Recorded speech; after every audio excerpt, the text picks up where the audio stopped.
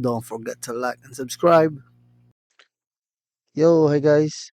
This is the episode 2 of our HTML5 tutorial in Tagalog and English.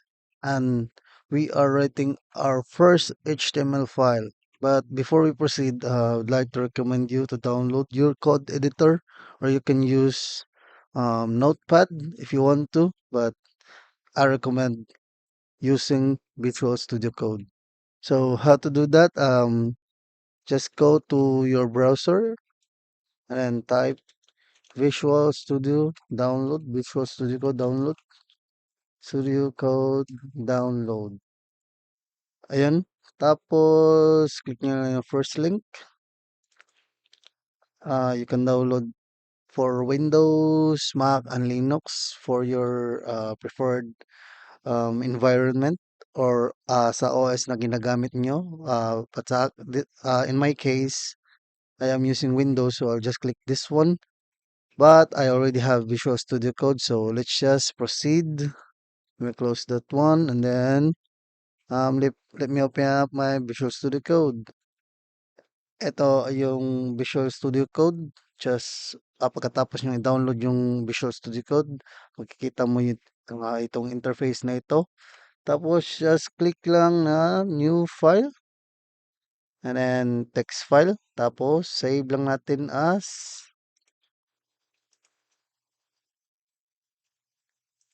HTML file on my desktop. So let's just call it my website.html. Don't forget to add .html para basahin ng browser itong file natin. Excuse me. So let's just click save and then pumunta kayo sa extension tapos download nyo yung HTML preview. This one. At pagkatapos nyong install ito, balik tayo sa Explorer and then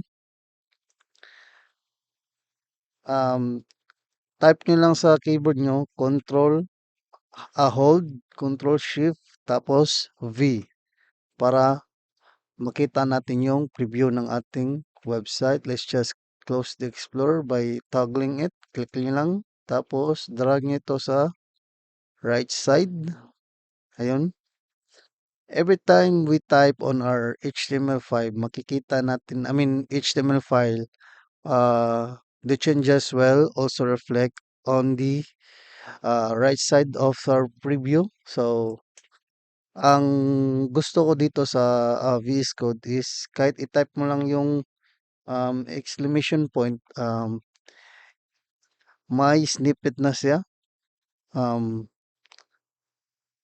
may snippet na code na ibibigay pagkatapos mong i-type yung exclamation at press tab. Ayun. So, let me just go through this code briefly. So, doc type, ito yung ibig sabihin na we are using the HTML5. And then, yung root ng element natin is HTML and we are wrapping the head and body. So, may lang end dito, ibig sabihin is we are using language as an English for this particular page. So, itong head is it contains a lot of information for your website gaya ng meta. Tapos yung title pack, isinave ko itong file na ito. As you can see on the preview, my website.html, ipapalit niya yung title natin. So, once save ko, makikita natin yung document dito. So, let me just save this file. And then, um, sorry, hindi ko pala makikita yung um, title nito. But let's try to close this one and then try to press Ctrl Shift V again. It's not working.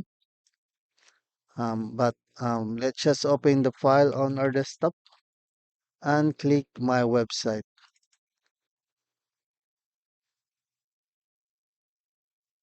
As you can see, we have the document title here. Palitan na natin ng um, kahit ano, gaya ng Facebook. Save lang natin tapos balikan natin yung browser tapos refresh natin. Ayun, Facebook. Itong title na ito ay lalabas sa um, tab mismo, tab o di kaya dito pag yung mga older browser or other browser. So Facebook, ito yung title. And then let's just close this one and then we'll proceed to our body. So itong title na ito is called element. Ito ay tinatawag na element and the inside text of this one is called content. Ito yung content natin tapos ito yung element natin. Element consists of start tag and an end tag. Yung start tag is walang forward slash pero yung end tag is merong forward slash. So let me just zoom in para makita nyo ng klaro. So the body tag will only appear on our website's body. Dito makikita natin yung kahit anong isinulat natin sa body natin. Let's try to add H1 by typing H1. H1 means yung heading natin na mas malaki yung font. So try nating i-add na um, fruits, gaya ng ganyan, fruits. As you can see, as we type, makikita natin yung changes agad sa preview natin. And may element din na H2, apple, ayan. May H3 rin na element at yung content is text na ibinigay natin at it will display on our body sa website natin, banana, ganun. Yun, yan yung structure ng page natin. And on our previous video, I talk about markup language. So ano nga bang markup language? Ang markup language ay depende yan sa, ay hindi depende.